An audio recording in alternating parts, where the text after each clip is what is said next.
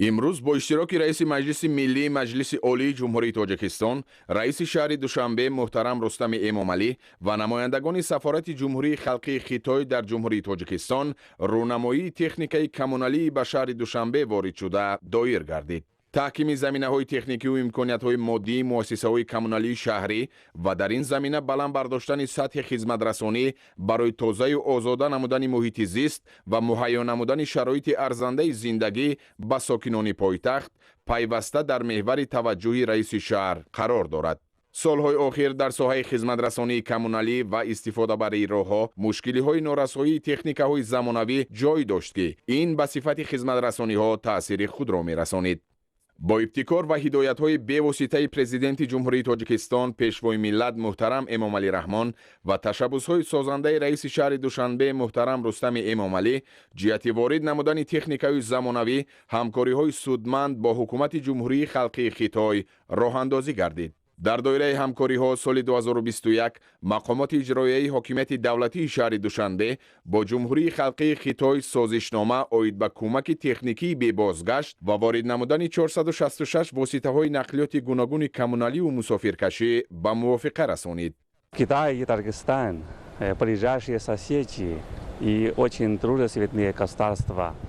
Между нашими государствами и между народами имеется только срочная, давняя, традиционная дружба. И в эти праздничные дни, потому что сейчас мы с нашими таджикскими друзьями отмечаем 30-летие установления типа отношений между нашими государствами. Мы очень рады, что уважаемые председатели, уважаемые Рустами Эмомали и дорогие наши таджикские коллеги и друзья организуют такую же презентацию. Это символично и имеет очень важное значение. Я думаю, что это еще раз говорит о том, что между нашими государствами и между нашими народами очень дружественные отношения. И наше дружественное сотрудничество развивается и укрепляется во всех областях.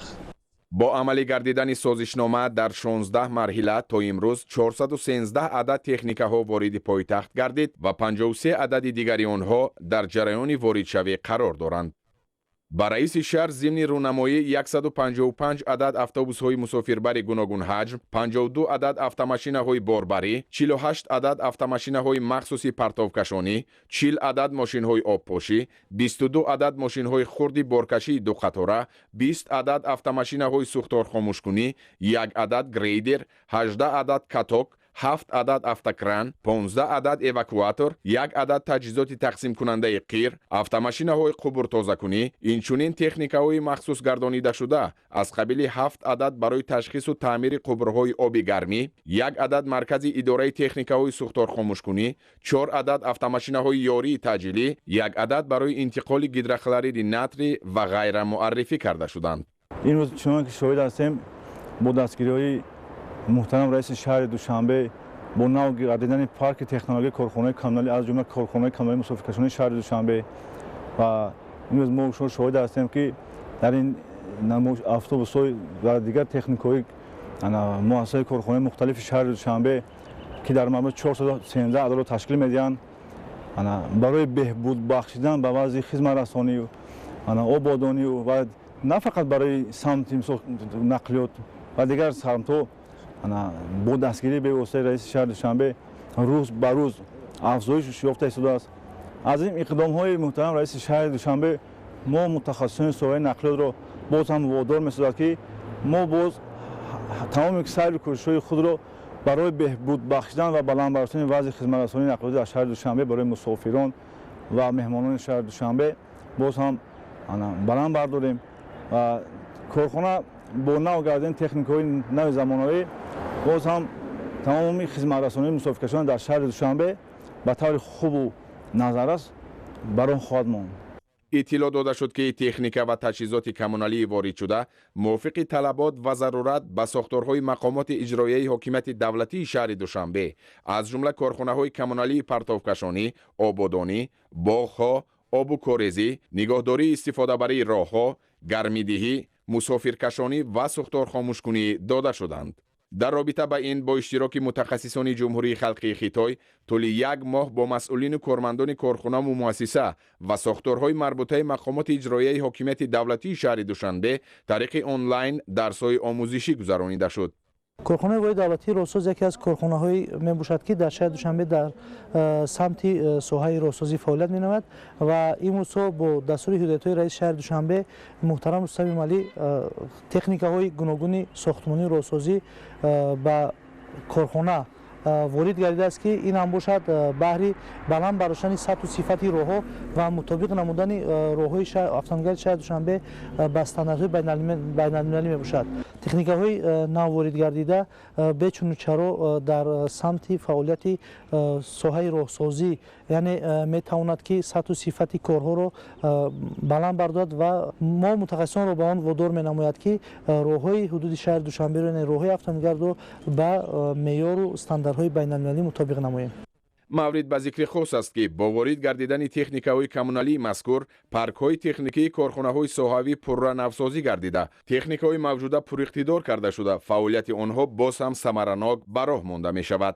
Под мудрым и сильным руководством уважаемого президента Эмомали Рахмона Таджикистан и особенно наш турецкий таджикский народ обязательно достигнут еще больших успехов в развитии своего экономики, социальных сферах и полностью государства. И мы уверены, что наш турецкий Таджикистан только что отметил 30-летие независимости и суверенитета. И наши таджикские друзья обязательно достигнут еще замечательных достижениях и встретят свою 35-ю годовщину и успешно осуществить и выполнить все цели развития, поставленными национальным посланием уважаемого президента его превосходительства Эмомали Рахмона. раиси шаҳри Душанбе муҳтарам Рустами Эмомалӣ таваҷҷӯҳи намояндагони сохторҳои мақомоти иҷроияи ҳокимияти давлатии шаҳри Душанберо ба истифодаи самаранок ва мақсадноки техникаҳои воридшуда ҷалб намуд. ҳамчунин ба масъулин ва ронандагону кормандони корхонаҳои коммуналӣ ва дигар сохторҳои марбута ҷиҳати дар ҳолати хуби техникиву санитарӣ нигоҳ доштани воситаҳои техникӣ дастуру маслиҳатҳои судманд доданд.